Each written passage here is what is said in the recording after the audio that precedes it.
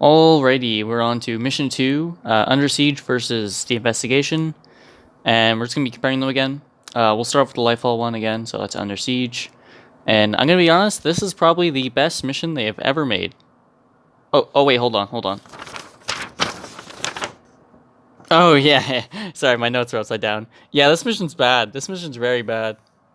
When we were playing this level, I've done the to put in context, I've done this level. This was my fourth time doing this level, and I totally forgot that there's a part where you have to go around killing more ads just to pick up like I don't know Cabal devices to disable the shield. I just thought you went straight to the shield, but no, there's even more padding in this level because what you do in this level is you pick up the little consumables they drop for the Cabal shield. You go to the Cabal Shield, defend a wave of enemies, and then you fight a boss and the mission ends. I'm not even joking. That is literally the level. It really sucks too because the first mission was such a it was such a good start. And then you get dropped into this and the first Niamuna mission is this one. It's just bad. So I can't even really describe what's going on. I pretty much just summarized it pretty well. It's just you go kill ads, just literally randomly, just kill a bunch of Cabal and they'll drop that consumable.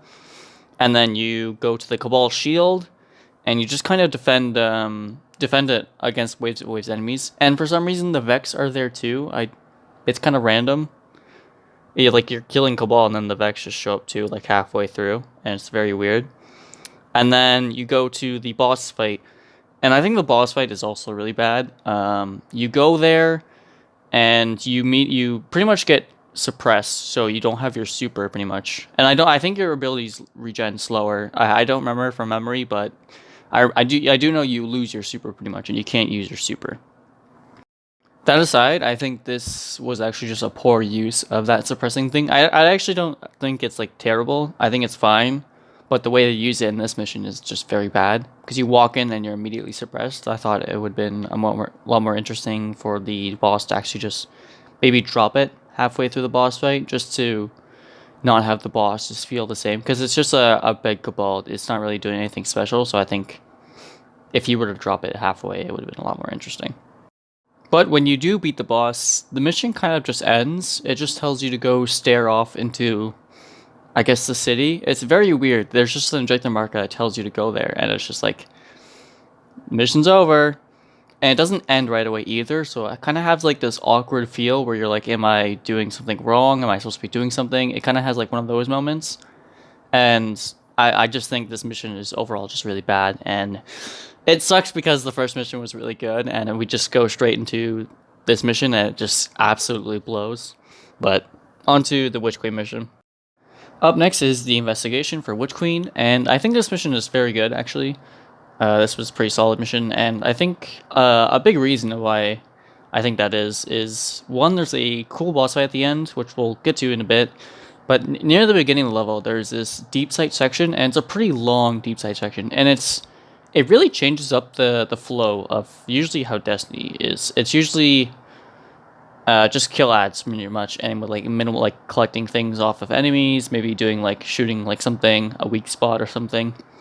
But this one actually just has you do a lot of platforming, which I kind of liked. It's kind of like a jumping puzzle in a raid or the Whisper mission when that was the thing. And I actually really liked it. I think it really changes up the pace, and it really adds to the level. Right after the deep sight stuff, there's this gate you have to open. You have to stand on this plate. And there's even this little kind of pillar is sticking out in the middle of the plate to minimize the space you're on. It's pretty neat. I thought this was really well done because right before this, there's a big deep sight puzzle, jumping puzzle kind of stuff. And then right after that, it's kind of throwing you into a very combat heavy area. And I thought this was really well done. I just think the pacing for this level is incredible. It's really, really good. And then boom, right after you open the gate, you're thrown into this Lucent hive wizard boss fight.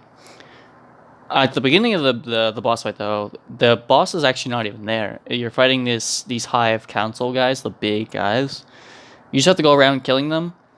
And then when you're done killing them, the hive wizard will spawn. And then I think halfway through the boss fight, she also spawns more of those hive council guys.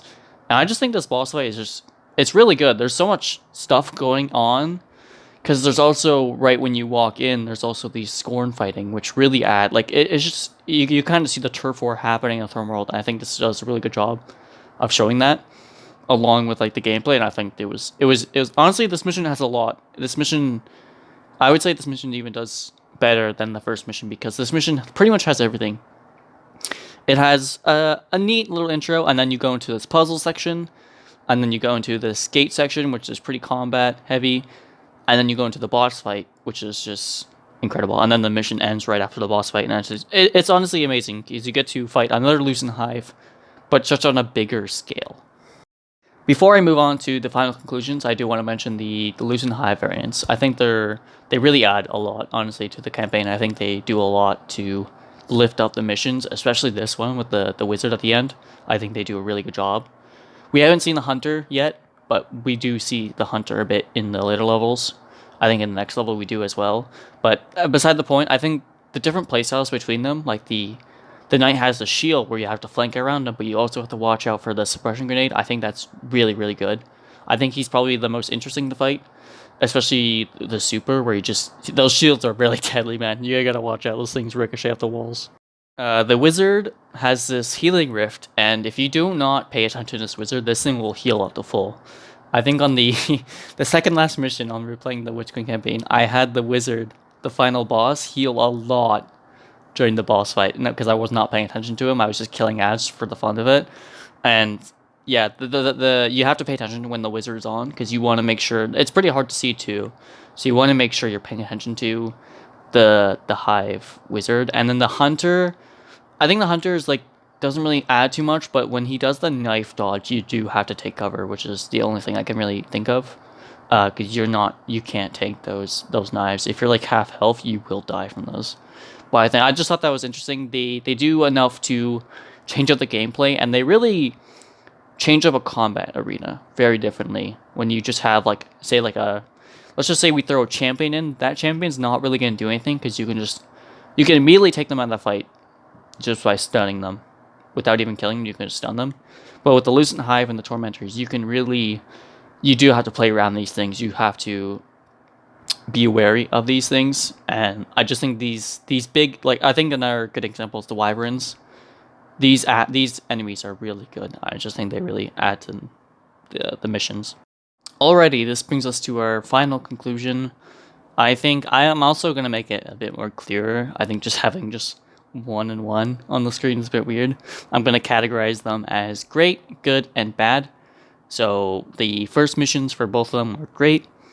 I would say the investigation was great, and then the Under Siege was very bad. It was terrible.